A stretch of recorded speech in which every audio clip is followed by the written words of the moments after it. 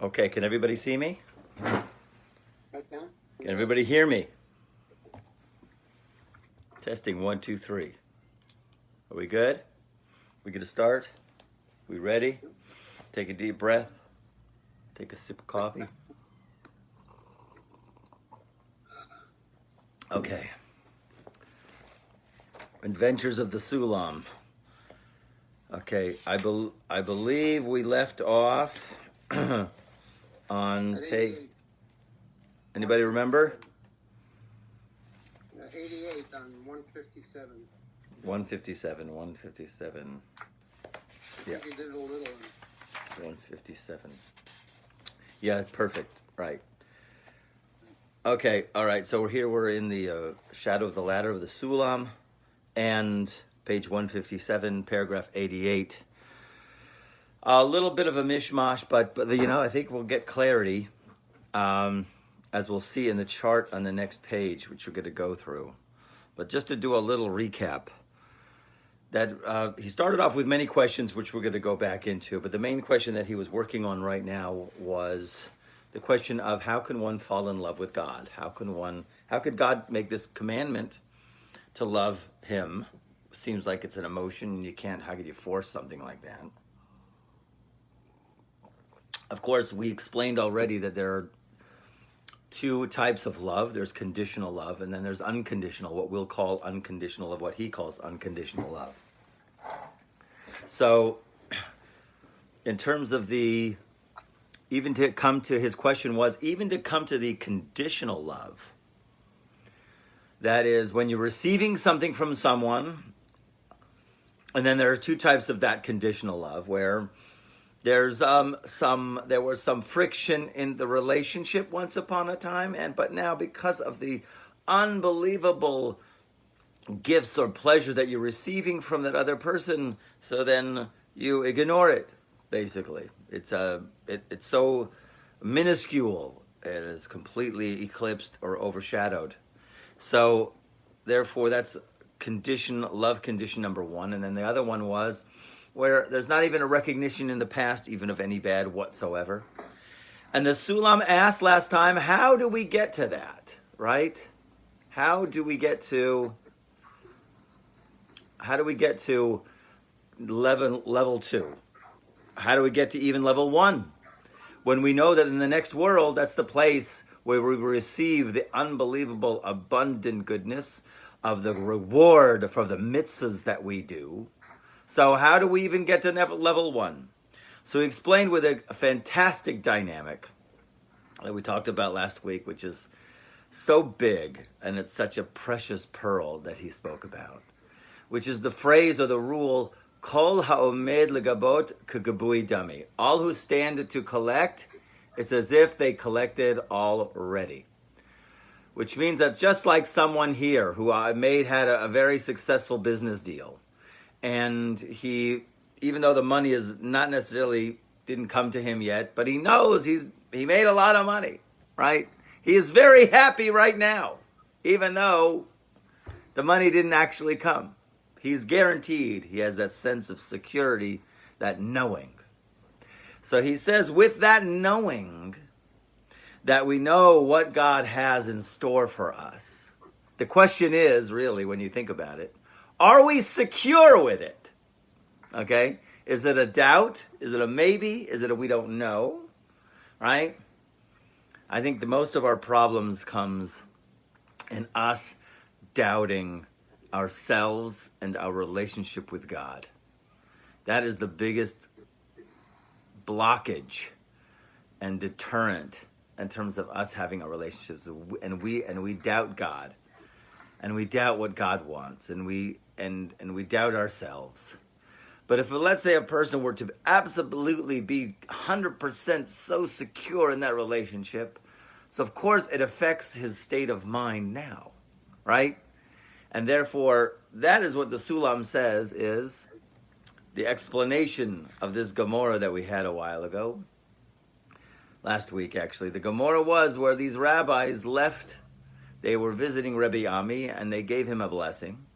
And the blessing was, may you see your world in your lifetime, and may you inherit the world to come. And why did they say that? Because if you see it, so that's going to be the main catalyst to get you there. It's amazing how the perception is going to get you there. But he spoke something about something last time, which was the most important thing, was what is going to be that flip, that catalyst that is going to perpetuate us to spiral into this relationship with God where we come to unconditional love.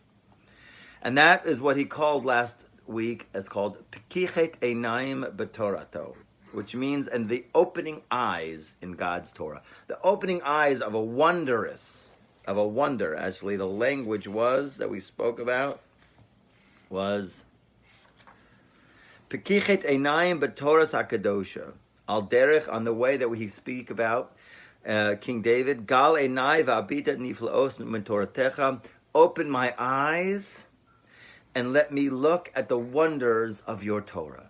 That when we see through learning Torah and we are exposed to the wonders of God's Torah, and we're going to see it's a little bit different than what most people think, that will perpetuate us to be raised in our levels of consciousness, to finally reach the level of loving God unconditionally. And we spoke about what is loving God unconditionally, right? Not what people think, most people think. Okay, loving God unconditionally, which means you see or you're witnessing the unbelievable goodness of God, not only for what he does with us specifically, but also what he does globally throughout the world. And the most amazing thing is, right now, you could put yourself in that state right now, right? You could put yourself as if you are in the next world and you see not only every single thing in your life God did for you was for absolute goodness. And it was the most amazing thing. Even those places that seemed dark, you see how they were for the absolute best for you. But not only do you see how good it is for you, but you also see how amazing he was with absolutely everybody in terms of building them to be the vessel to receive the infinite light. Building them to be that conduit, that channel, that ultimate way to reflect the infinite light as the moon, the full moon, reflects the full intimate light, right? So not only we see God's character traits, his qualities with us, and you can imagine if you see how perfect God is in the next world, how all of the suffering and the calamities and the terrible tragedies that we saw, that somehow, and in ways that only the unlimited one knows, it is transformed into being the most unbelievable masterpiece. Okay? Whether you look at it as a painting masterpiece, an orchestra, whatever it is. And you could put yourself there right now. Okay? To some degree. You could put yourself there right now. So the idea here is to see your world in your lifetime. Of course, there's levels of that seeing, which we are always working to. And the idea here is that the opening eyes that God does, when he finally opens our eyes to the Torah, that's where we are able to now get into the growth mode of growing and perpetuating, to developing and enhancing the relationship, moving from the lower levels of consciousness to the higher levels of consciousness. Now, one of those things that he brought as the idea of opening the eyes is he brought this interesting statement we have handed down, actually, that we've discussed this before in Tanya, that at the very beginning of Sefer Tanya brings the Chazal, the statement of our wise men from the Gemara in Nida, from Tractate Nida, which speaks about that before a person is born, he is made to make an oath. And in the oath is, of course, saying even if the whole world says you are righteous, you cannot believe them, which is kind of like wild, right? Why can't I believe the whole world? What's wrong with that? They're telling me the entire world. I guess you can't totally believe in exterior or external influences for sure. But even if the whole world were to say you're righteous, you cannot look at yourself like that. So the question was like, okay, why do you need that whole language of the whole world? Why can't it just be, hey, listen, man, until you've reached to be a tzaddik gamor, until you've reached to be completely righteous, right? Don't regard yourself as being righteous. In other words, your levels, know where you are, know yourself, and why do you have to bring this whole thing? Okay, that was the question that he asked, and now we're going to get into the answer of that, which has to do with what does this opening of the eyes in the wonders of the Torah have to do with us? So that's where paragraph 88 starts. So we speak about thus. The language of the oath is, even if the whole world says you are a tzaddik, a righteous person, you should still see yourself as liable to sin. For these two commandments of love of God and fear of sin are given only to the man or woman for themselves. What does that mean, for themselves? That means it's a very internal level of consciousness, okay? You can't necessarily see it externally. So no one else in the world besides the person can in any way discern or know whether these mitzvot are present or not.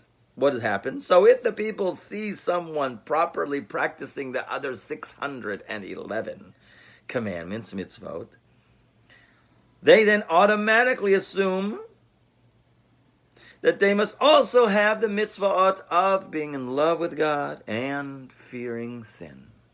In other words, the world will make an assumption. If you're doing 612, you look pretty good. You're going through all the moves, right?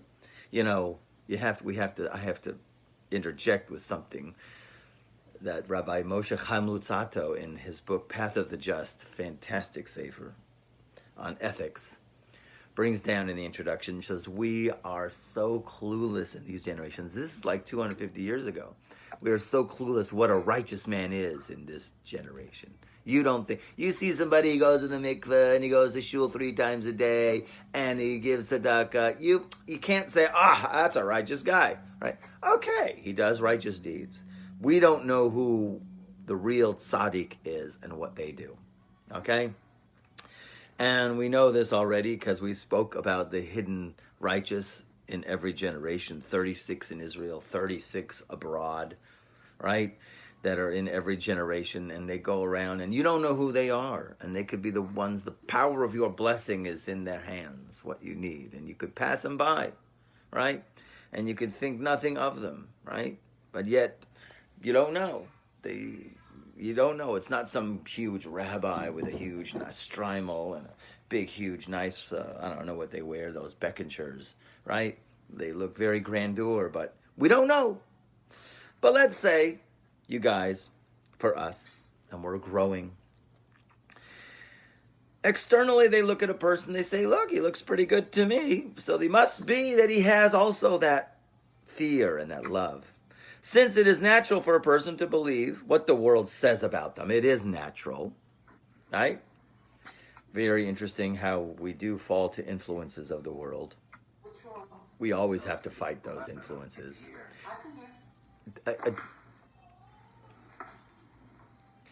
Since it is natural for a person to believe what the world says about them, he or she might easily fall into a bitter mistake. For the soul is made to swear an oath before it comes into incarnation, and hopefully that oath that might help the person. The oath might help you, right? That to say that no matter what the world says to you about who you are, if you haven't reached the level of what we call pekichet einaim, opening the eyes in Torah, that you see the wonders of the Torah, that it brings you to that fear of sin, it brings you to that level of consciousness of love, don't believe them. You cannot believe them, okay? However, a person certainly has the obligation to examine himself or herself within their heart to know if he or she is a complete tzaddik or not. And we did discuss last week that from the Gemara, from the Sulam's interpretation, we are all obligated to become tzaddikim gamorim. We are obligated to strive and not limit ourselves and to reach as high and as high as we can go. Okay? And the problem is, the biggest problem, which I'll always speak about, is you got it ourselves. Okay? We block ourselves. No, I can't do that. I can't do that. No, that's too much for me. Start with baby steps. Pray, pray, pray. Like Rabbi Nachman says, pray, learn, pray. Pray, learn, pray. That's your only modus operandus that you use, okay?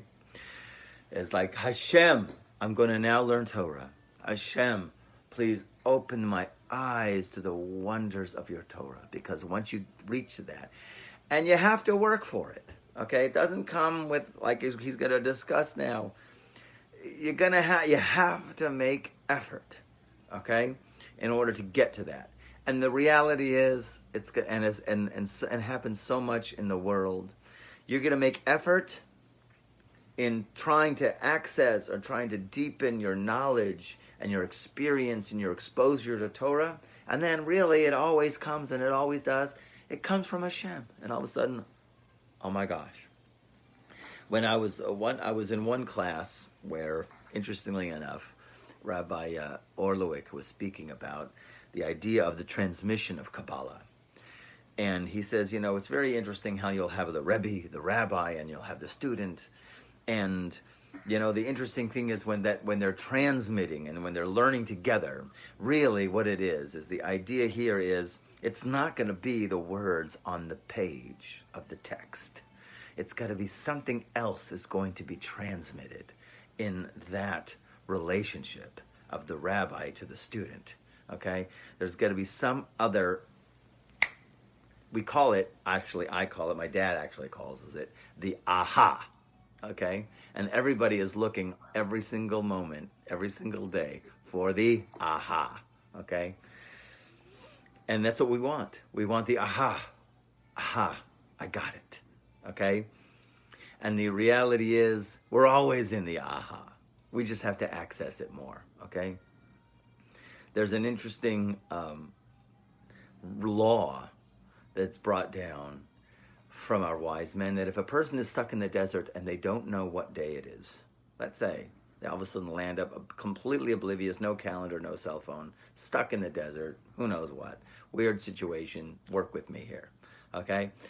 And they don't know what day it is. What do they do in terms of Shabbat? Okay, so they count 7 days, they keep Shabbat. But that's like, but the idea real here is, if he really doesn't know what day it is, he really has to keep Shabbat every day. He really has to make Kiddush every single day. You have to make Kiddush. Let's say, all the wine, all the grape juice, nothing else, all the food, no calendar, no connection to the outside world, or no internet.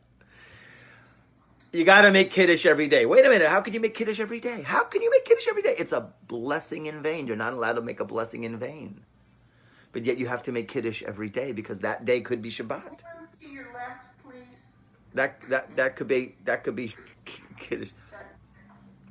You could make Kiddush every day. Hey, Alan, could you mute yourself?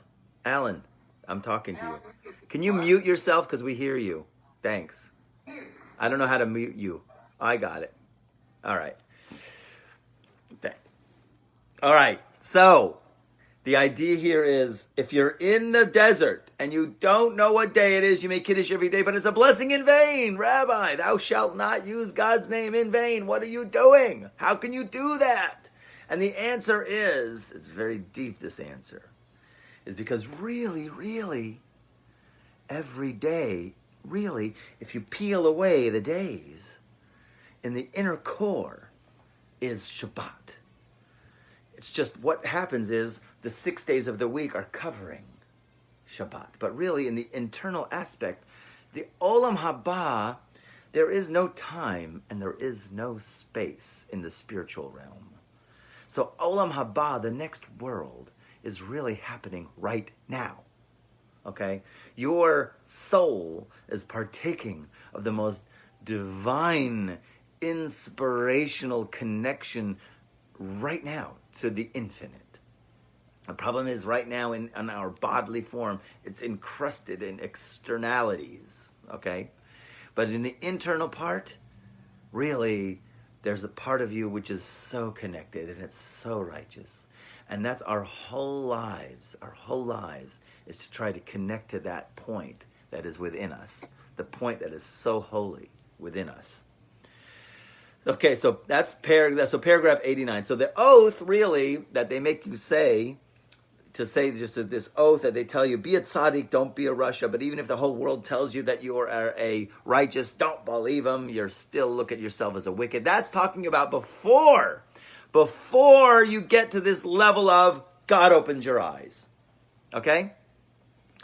But after your eyes are opened, so then you will be led, you will be propelled to a level of consciousness where you will be in the mode of having awe of God and having this love of God, okay? And that is okay. Then you'll know if you are on the level, if your training is complete, okay?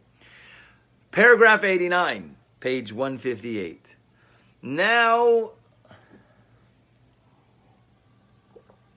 we can answer the questions that we raised above concerning the love of God. We asked, how can a person ever come to the first level of love when the reward for mitzvot is not given in this world? You can't even be on the level of totally receiving God, where you're going to forget all the hardships that you endured. We can now understand that one does not actually have to receive the reward for one's mitzvot in one's lifetime. Thus, the sages were very precise in their language when they offered the blessing, may you see your world in this lifetime and later receive it in the world to come. See and then receive. This teaches that the reward for mitzvot is not in this world, but in the world to come. However, in order to see, know, and feel the reward for mitzvot that will manifest in the world to come, a person must in truth know this with complete clarity while still incarnate in this life. In other words, are you secure in your relationship with God, or do you believe that God can, so to speak, cast you away, okay? And put you out, okay? It's very amazing, and it's very dangerous waters that we tread on, because you know what? You get what you believe. Can you imagine that? If you were all of a sudden handed the ultimate code of the universe, and the biggest thing is whatever you believe in is you're going to get. So if you believe God is going to cast you away, then that is going to manifest, and it's not going to be God's fault, okay? Don't blame it on God. It's blame it on your idea and your belief. This is an idea about us being absolutely 100% secure with our relationship with God. Okay? He might get on our case. He might coach you. Okay? He might, King David, Shivtecha umishantcha hema yenachamuni. Your rod and your staff comfort me. What do you mean your rod and your staff? Why do you need two sticks? Rod, right, is when the sheep goes out of line. So the shepherd takes a stick and has to whack it on its backside to get it to go back in line, okay? And the staff, of course, is the direction where to go. The rod is sometimes, Hashem's got to get you in line, right? But those, King David says, they comfort me. I know that you are pushing me like a coach, okay? Like imagine now God is your coach, okay? So the idea here is a person must the person must in truth know this with complete clarity while still incarnate in this life. And this comes, how do we get that clarity? Now, I've given you a little taste of it today that you can meditate on it and you can try to get a sense of feeling it. And the idea is, of course, to feel it all the time and to feel it in the deepest way all the time, okay? And it's permanently fixed because sometimes we're wishy-washy. So we want it to be permanently fixated in the every essence of our being. So this comes through the wondrous perception in Torah. Now we're going to talk about this, okay? What is this wondrous perception in Torah? Through this, the person merits, at the very least, the aspect of conditional love, which is the first stage that leads a person out of concealment of God's face into the ultimate gilui panim, the revelation of God's face, okay? So this opening of one's eyes in Torah is a precondition for a person's being able to properly observe mitzvot, such that God can testify about him or her that they will never return to their old ways. Now this works in stages, okay? As you'll see in this chart here, table 6 on the next page. Now, I have a question concerning it, and I think there might be a typo. I have to speak with the author who authored this, and I have, some questions about it. And I'm still looking for my chart about tefillah. I did do a search. God willing, I think I'll just have to make a new one and send it to y'all, okay? But this is her chart, how the 4 ways we perceive God's providence and how the 4 stages of love relate to each other in a person's development. So you'll see on the far right-hand side, you'll see the worlds. Asiya, Yetzira, Bria, and Atzilut. Okay? And those are actually the 4 worlds. I might have done it, might have done it from top to bottom. From bottom to top, not top to bottom, but, okay? As we'll see in Asiya, and right next to those, she has like 2 for Asiya, 2 for Yetzira, 2 for Bria, 2 for Atzilut. Like I say, I have to talk to her about what was, her behind that, because I heard differently, but maybe she knows some other texts. So it says first, as we spoke about, God in concealment and double concealment. That's where a person's mentality, his mind, his level of consciousness is that, things could happen and he doesn't necessarily associate them with God. Okay? He can associate with nature, science, whatever it is, something else other than God, or maybe a person's own stupidity. Yes, it happens. Right? So we call that a double concealment, where they don't even recognize God in the picture at all. And of course, that person is going to do certain actions based on his level of consciousness. And those are called zedonot, or actions done wittingly. And then the next one is God in concealment. God is concealment in single concealment, and that's where a person basically says, okay, I blew it. Hashem is showing me something. But at least God is in the picture, and it's called a single concealment. Something doesn't go right in the person's life, and okay, at least God is in the picture. Why are you doing this to me, God? You might say.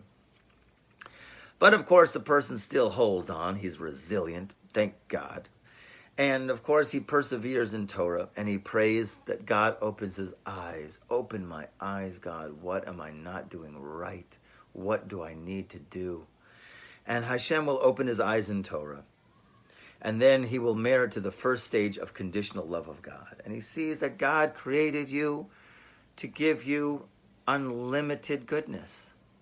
And that's a great level right there. That's a great awakening. That's a great knowing that there's a purpose of creation, and you are an important part of creation, and God made you in order to bestow upon you unbelievable pleasure.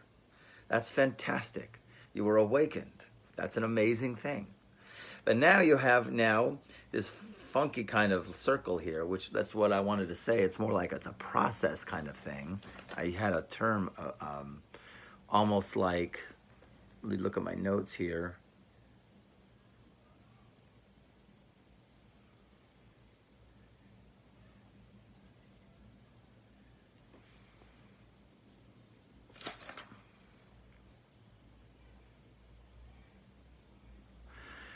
It's almost like a secular process, okay?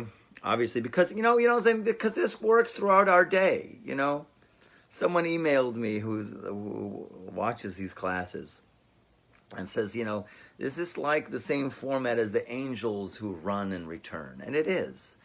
Our lives, go like this. You understand? It's waves. It's called a rhythm, okay?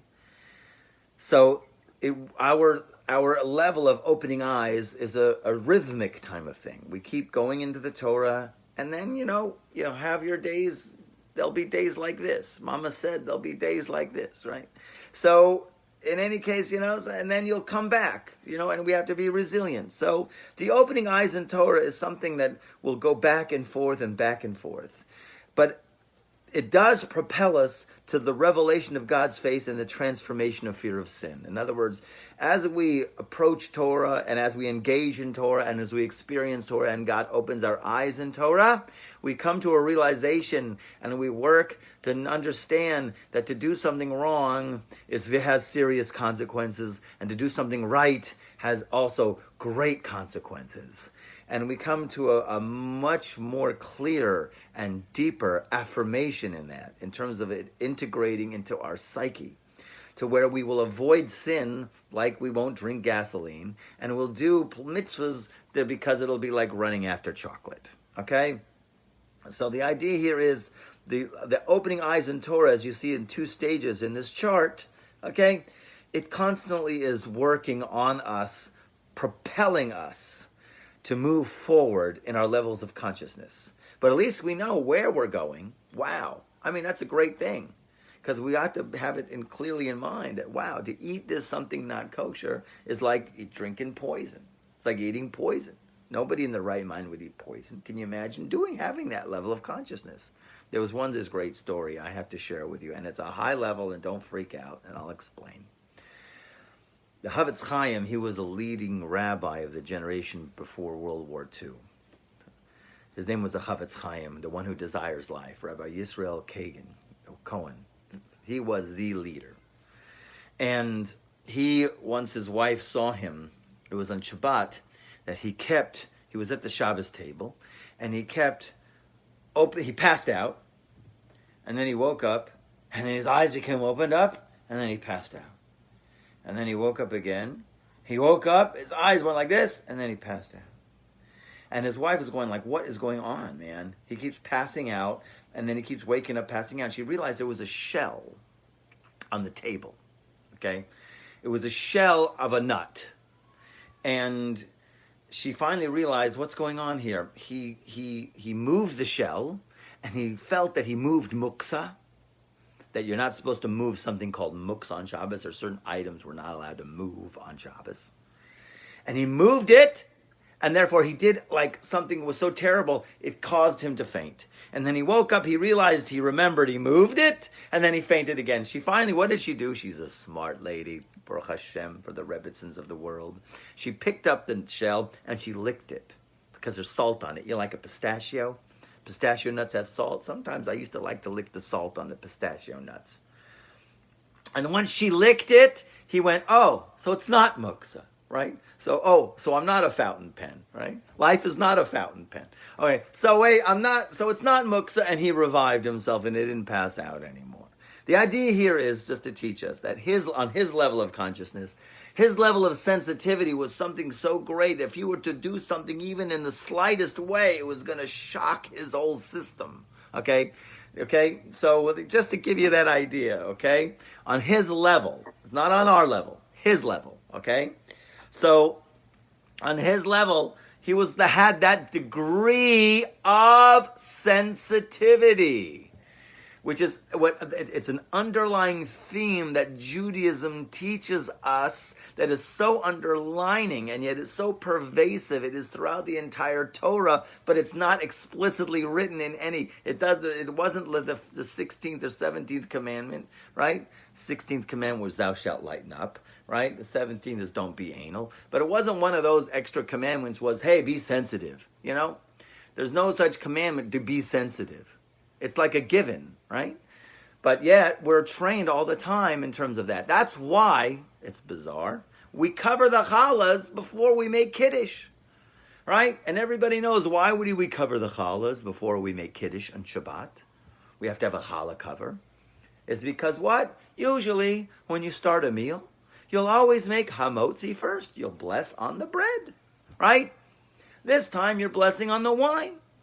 We want to be sensitive to the bread, right? And I don't know about you, but I haven't heard any bread get insulted. I haven't heard the voice of any bread from underneath the challah cover going, hey, what's going on out there? What are you guys doing? What are you covering me up for? There's no such attitude. I didn't hear it. Okay? So, I don't know, maybe some people like speaking to bread. Maybe bread answers back. Okay? Okay, we'll go on the molecular cellular level or the cosmic level of the nitzutzot of the bread, the holy spiritual parts of the bread. Fine. The idea here is no. It's to teach us sensitivity, to be sensitive, even and definitely to objects, all the more so to people. Okay? It's unbelievable. What? What's that? Right? Believe me, when someone says, I don't want to insult you, but... right? No offense, but that means they're about to offend you. Okay? So just get ready. Okay? It's all from Hashem, Baruch Hashem. All right? So the idea here is sensitivity. Okay? We're trained to be sensitive, and the Torah teaches us about sensitivity. That when we approach the Torah, and where our eyes are opened, so that gives us the level of sensitivity. Okay? I think some people might call it these days mindfulness, okay? Awareness, okay, of the actions that we do and the profoundness of the actions and the words and the thoughts. So then it goes into the next thing on the chart here, which I think that should be switched, and I put a question mark on my book. Second stage of conditional love of God. I would think it would be the first stage of conditional love. And because then it gets to the first stage of unconditional, the second stage, where was the first stage of conditional love? Okay. So the first stage is way up there. First stage of conditional love.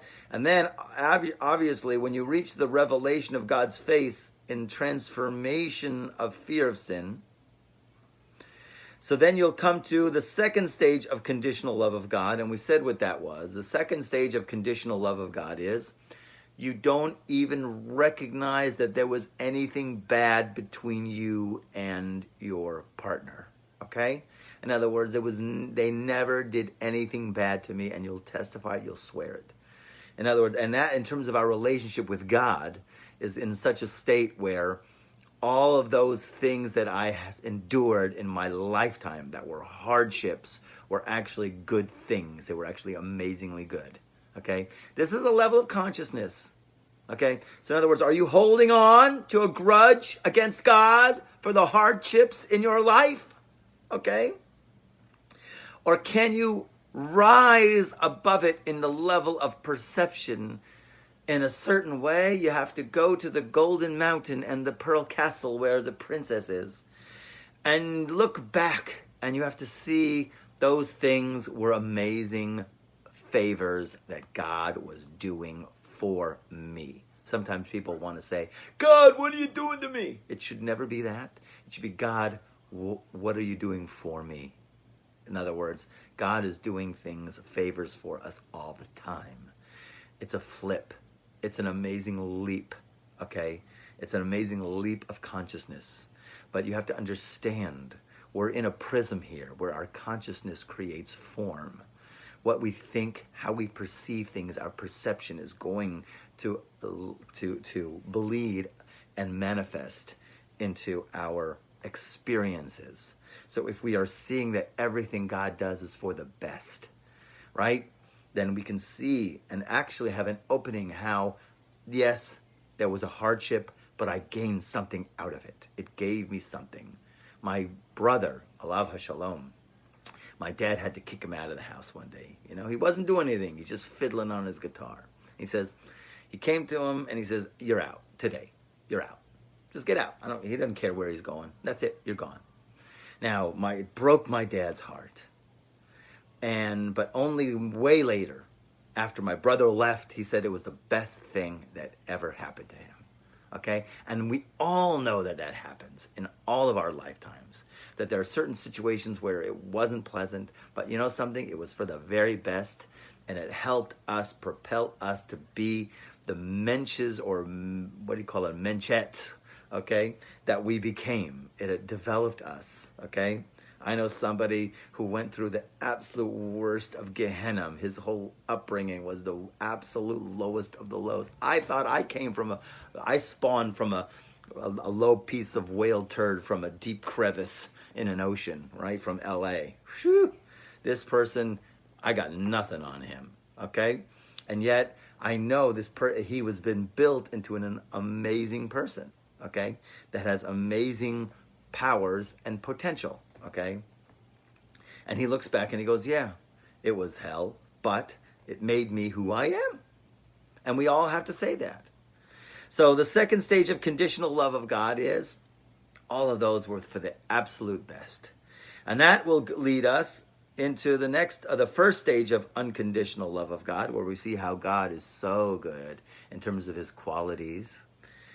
And then, of course, it splits off to revelation of God's face and transformation of love of God. And that will go cyclical also, because one bleeds into the other, and one perpetuates, a perpetuating kind of a mode of consciousness of second stage of unconditional love of God, where a person can actually perceive where God is not only good to me in my whole lifetime, but the entire creation, okay?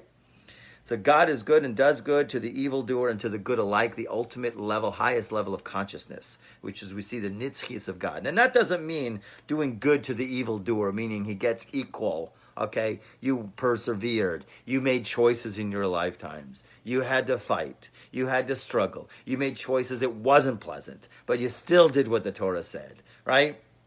And the righteous and the wicked guy, he's also going to get good. It's a good in a different way, okay? God is very patient with the evildoers. The sun shines on the good people as well as the bad people and also the ugly people, okay? So the sun shines on them. God is still good to them. He guides them. He's patient with them. And he throws them things, hopefully, that they'll be able to, he waits, that they might be able to turn around and elevate themselves. And if they don't elevate themselves or they do a few good deeds, he still gives them a reward, okay? As we've learned from Shara Gilgulim, from the gates of reincarnation, that God gives a real wicked person a 3 strikes and you're out rule. 3 strikes. In other words, he gives the person 1 lifetime and he blew it. But you know something, even in that lifetime, he did some good. Maybe he did a favor for somebody, or he was absolutely rotten to the core, okay?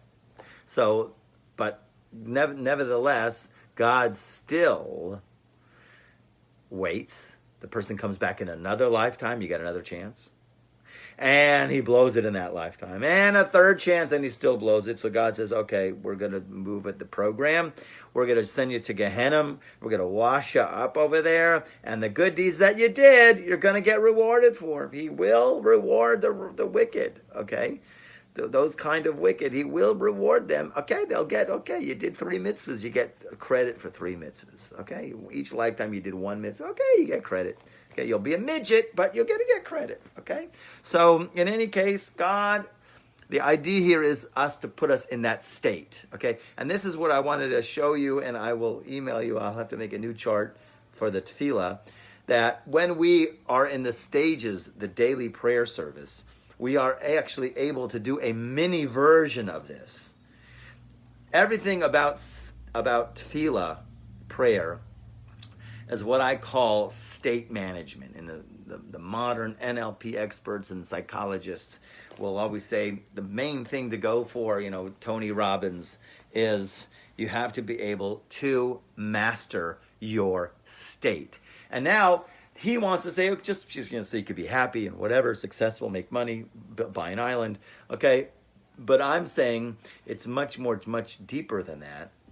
It's because when we think a thought and we really resonate with that thought and we're committed to that thought, it creates an energy. The state that we're in creates an energy. That is the malach, the angel that our thoughts are creating, that pull us in the direction of whatever it is, the nature of that thought.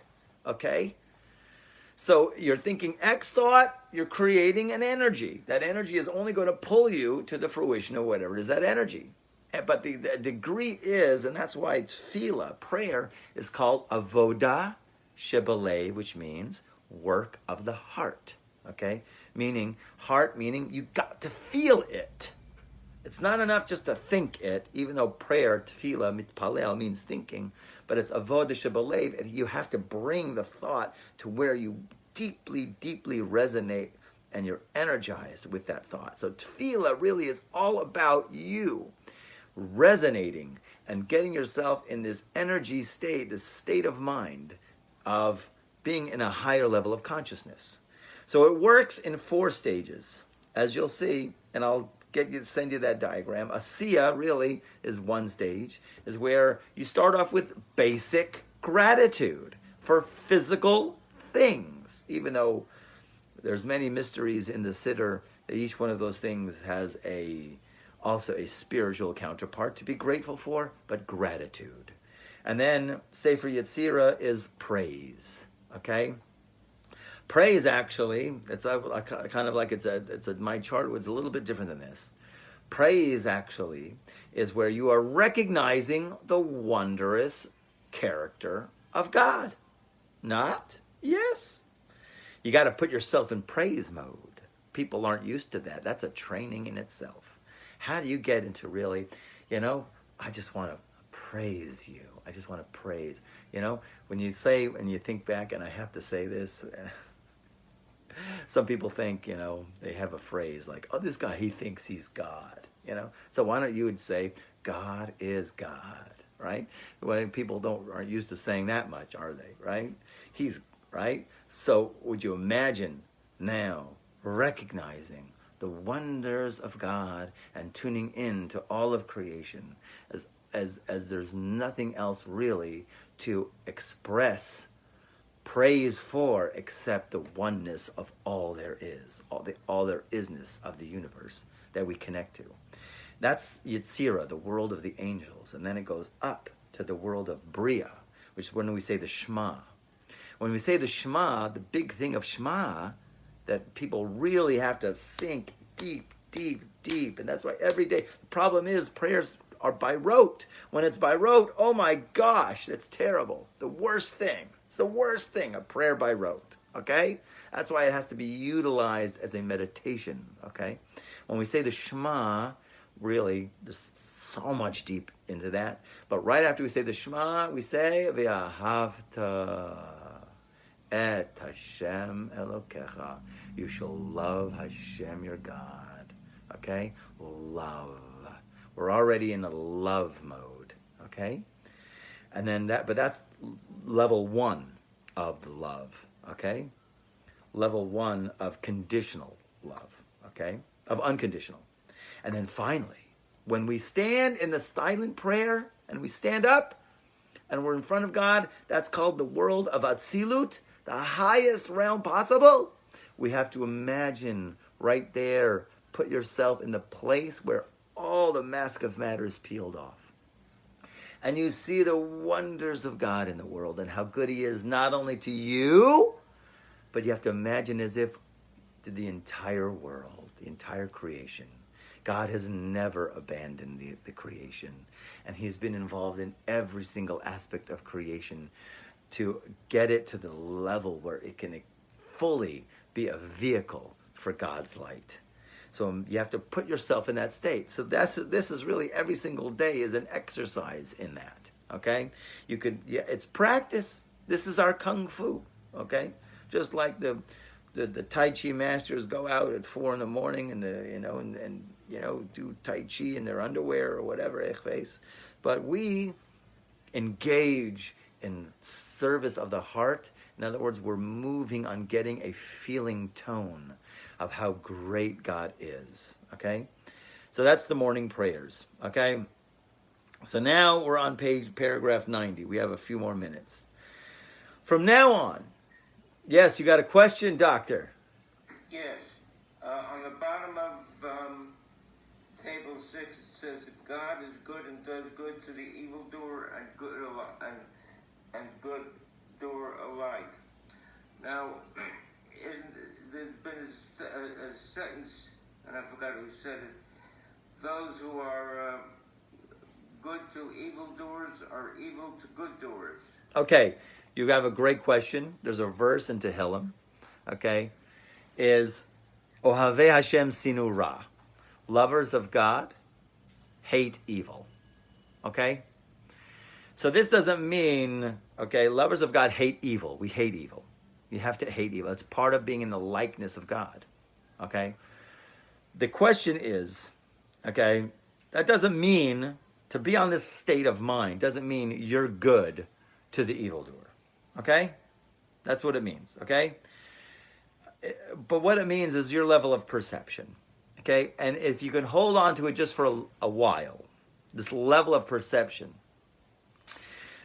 imagine that God is waiting for this evildoer to transform, to change. Imagine that being your attitude. Not necessarily that you're doing good to the evildoer. You're going to still give him whatever. That might not be your tafkid, your mission, your level of service that you have to do at the time being, this evildoer. Okay? In other words, if it was a Bernie Madoff, you don't give him your money.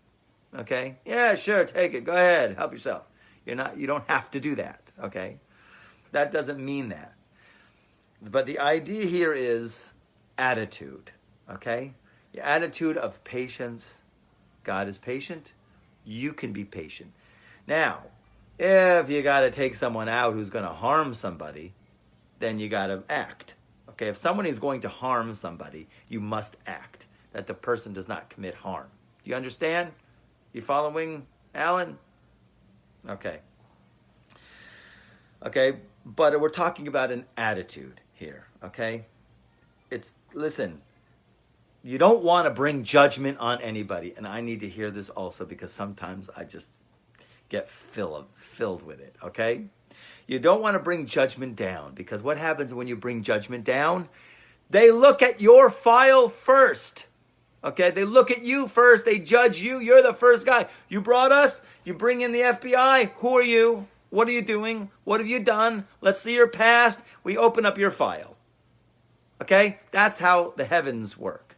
Sarah Imenu, Sarah had a whole dialogue with Abraham, and she says, may God judge between you and me. She pulled down judgment. She called in the DOJ, the heavenly DOJ.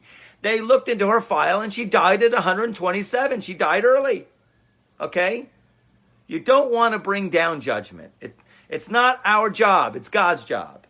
Rabbi Meir had some hoodlums in the neighborhood. They were, motorcyclists with the leather jackets and were throwing rocks at windows. I don't know what they were doing, harassing people. And they didn't have motorcycles, of course. But here's Rabbi Meir going, please, God, eradicate these evildoers. And his wife, Brewery, is so righteous. This woman comes in and goes, what are you doing? That's not how we do it. You have to pray that they do tshuva. So he prayed that they did tshuva, and they did tshuva. Okay? Okay? We have to be godlike. Our job is to be godlike. Let God deal with the justice. Okay? That's the point. It's attitude. Okay? And the other point is, hate evil, yes.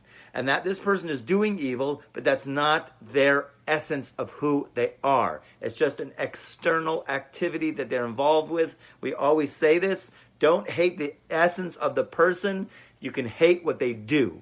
Okay? That's a huge difference there. You got to separate the actions because that's the external part of that person. It's not necessarily their essence. The essence of a Jewish wicked person, let's say, is there's goodness in there. And you have to seek it out. Okay? That's our job. I know it looks hard, but you have to say, if God is unlimited, and I am created in the image of likeness of God, so I also have that level of to be unlimited, to see the goodness somewhere in this person. That's Rabbi Nachman, Law 282. Go look at it. Okay? Let's go for a few more minutes. From now on, paragraph 90.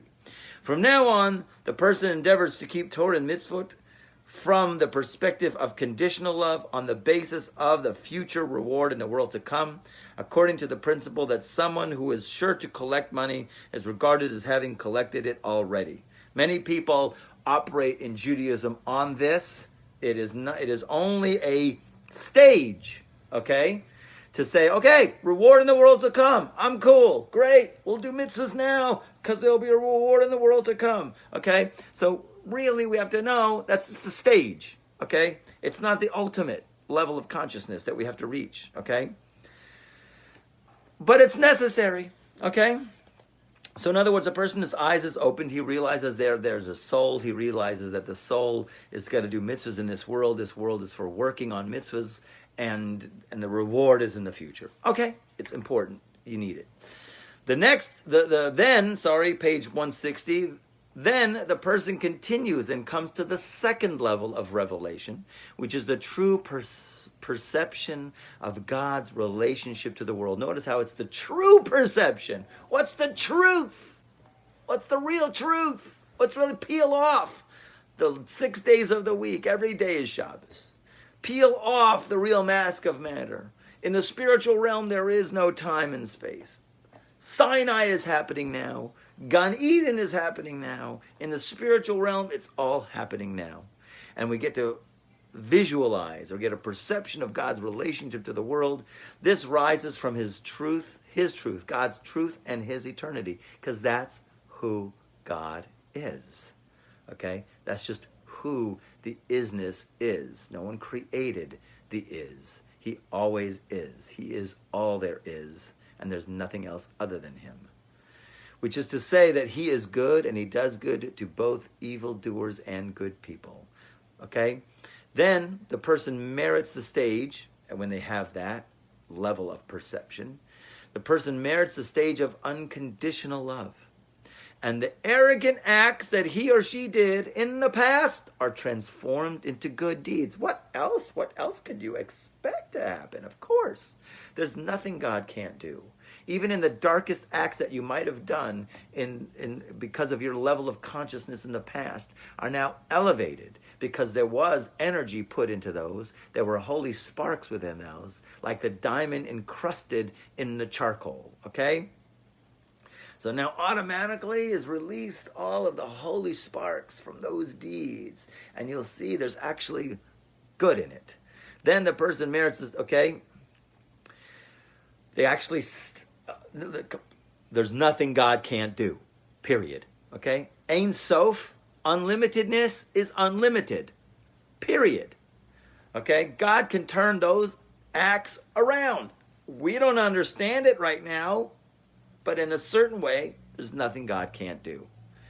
From here onward, such a person is called a complete tzaddik, because he or she is able to fulfill the Torah and mitzvot through fear of sin, that means awe of God, and through love of God.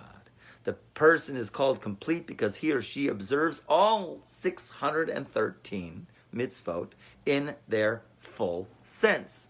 Okay? Because their level of consciousness now, they're completely aware of God all the time. God is always with them. They feel it, right?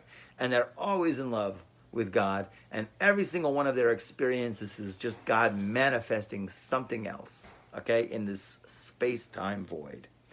Okay, one more paragraph. Now we have answered, okay, maybe we're going to stop now because he's going to get into answering some other questions, okay? So this is a good place to stop.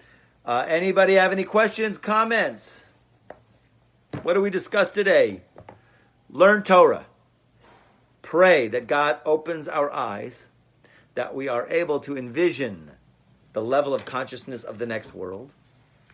We see how the regular prayer service in a micro way gets us to be in that state, only for us to perpetuate that state and to see our world in our lifetime. And the biggest thing is to feel the security in the relationship with God. To feel that and to know it. It's in the bag. As I tell the story all the time, the Baal Shem Tov was by some couple visiting and they didn't have kids. And he says, okay, I'm going to give you a bracha. You should have a kid in a year from now. And then he heard a voice from heaven. And the voice from heaven says, the audacity of you to go ahead and hassle heaven. The entire offices of heaven have to go ahead and reconfigure everything, to go ahead and create in these people that were not fitting to have kids, that now they have to have kids. Baal Shem Tov, you have just lost your portion in the world to come. Finished. Because you hassled us to do this. And the Baal Shem Tov, do you think his reaction was, oh my gosh, oh no, woe is me. He was like, great, now I can do things for the real way, for the real sake, for the sake of heaven. I'm not doing it for the sake of a portion in the next world anymore. And then as soon as he said that, what happened? They says, you got it back. Your attitude, you got it back again. Now, what did he think about that after that? I don't know. It's like, man.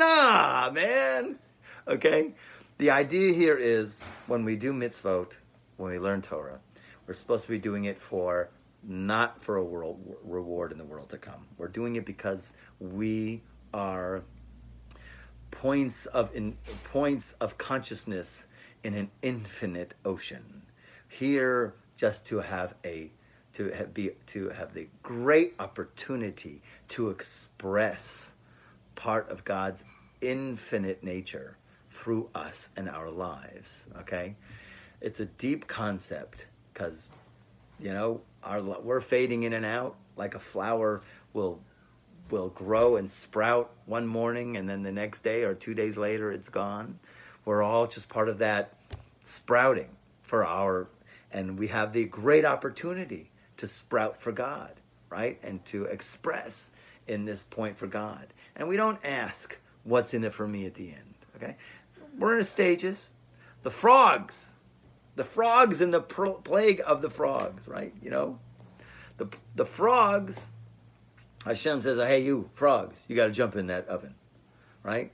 The frogs, before they jumped in that oven, because it says in the verse that they jumped in the ovens, The frogs didn't say, hey, what do I get if I jump in the oven? Do I get it? Do I get like frog, next world frog, right? Do I get like 72 virgin frogs? What's in it for me? They didn't ask. God said, expression. I get to have that. It's in the Torah. It gets to be expressed. The flower expresses, and we are part of that same expression, and we will yearn to develop our consciousness to being just that wondrous expression of infinite light that we should all become complete reflections of. Okay, we'll end class now. Yes, question, doctor. You want to unmute yourself? I just said thank you. Oh, okay. Okay, my question, are you going to equate that with Asiya? No, I actually equate Pesukei de Zimra very clearly